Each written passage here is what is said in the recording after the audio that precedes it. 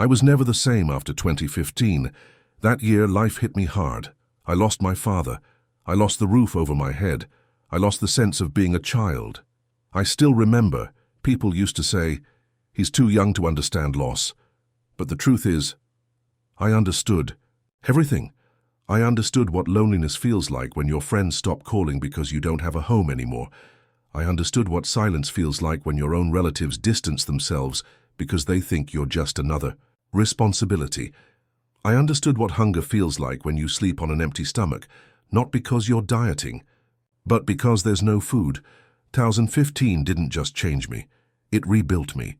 It taught me patience. It taught me how to be silent when the world is loud. It taught me that sometimes growing up isn't a choice, it's survival. And even today, I carry those lessons quietly. Not as scars, but as proof that I lived through what was meant to break me. College was where I found myself, not just in the classroom, but in life. Good grades boosted my confidence, and being part of the choir gave me lifelong friends. I wouldn't trade those 4 years for anything. It's where I had my first real date, first kiss, and all the awkward, exciting steps in between. I didn't suddenly turn into some ladies' man, far from it, but I grew from an insecure kid into a more confident young man, not because I got taller or stronger, but because I started feeling comfortable in my own skin. And then there was Stacey Henderson. She joined the choir in her sophomore year, and as choir president, it was my job to welcome new members. What was supposed to be a quick coffee meetup turned into a 4-hour conversation that felt effortless. We clicked instantly.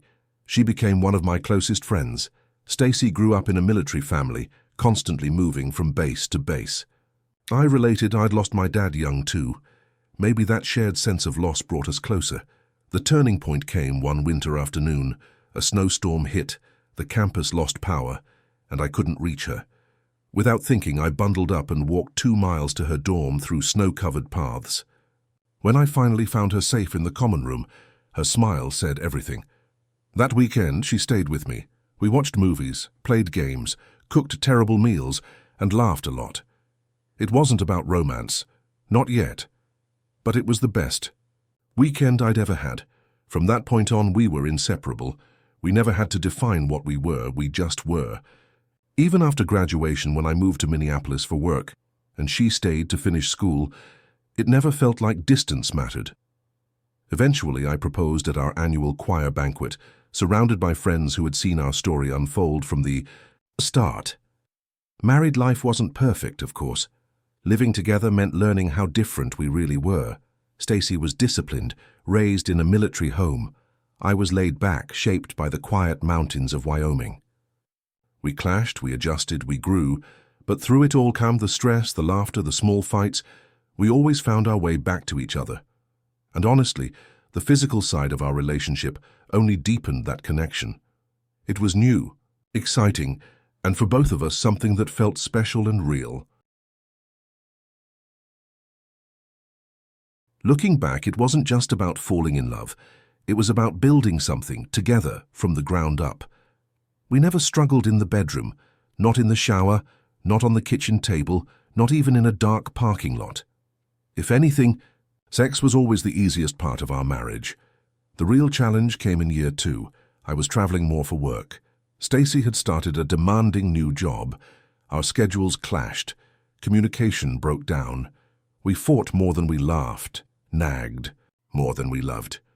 When she called me an expletive for planning to attend my choir reunion while she had a work conference, I realized something painful. I was looking forward to time away from her. When I came home, things were tense, until she surprised me with an apology, honest, vulnerable.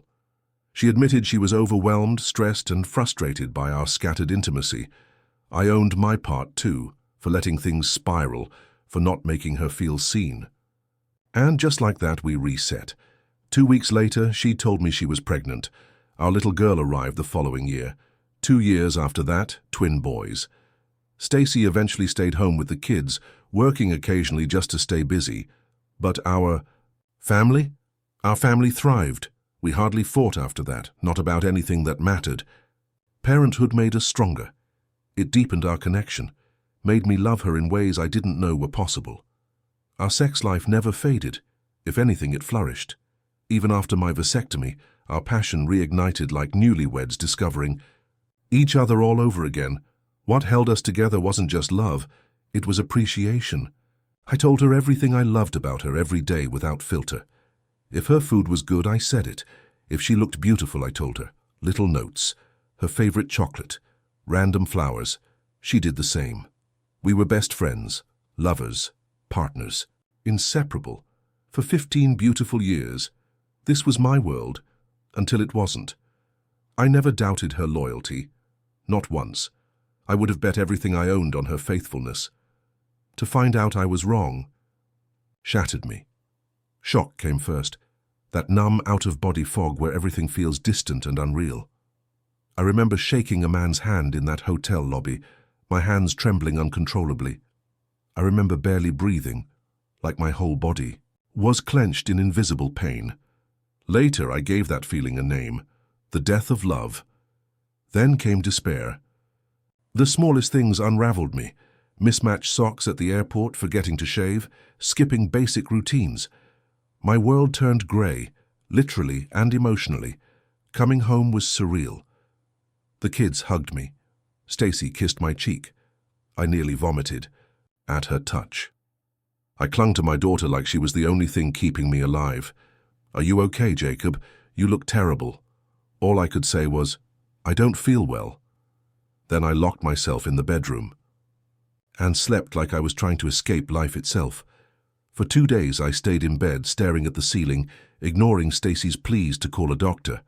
Her sudden concern didn't comfort me, not after everything.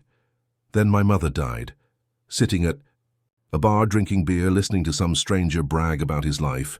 That was nothing new. Robert Paulson was like every other guy I'd met in places like this, older than he admitted, less impressive than he thought, and desperate for attention. Men like him didn't come to drink, they came to be noticed. The suit, the watch, the fake confidence, all part of the show. I let him talk. About business, about women, about himself, and like most of them, given enough rope, he hung himself with honesty. He told me about the women he'd conquered, meaningless flings in nameless cities, until he mentioned her, a married woman from St. Paul, Lacey, or maybe Tracy, from Alaska. The best sex of his life, he said. My stomach dropped. It wasn't the name that crushed me. It was the way he described her, her body, her laugh. 2 days, in a hotel room that he still remembered like a trophy. That was my wife. Stacy lying in bed that night, I heard her whispering on the phone, "He knows.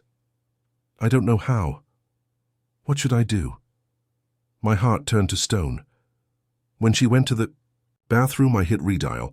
If it had been Robert Paulson on the other end, I don't know what I would have done. Maybe I didn't want to know, but it wasn't him. It was Tricia, her best friend, another betrayal in a growing list. The next morning, I packed my bag. I needed distance, I needed to think. I left her a note. Going home to handle Mom's things shouldn't take more than a week. Jacob.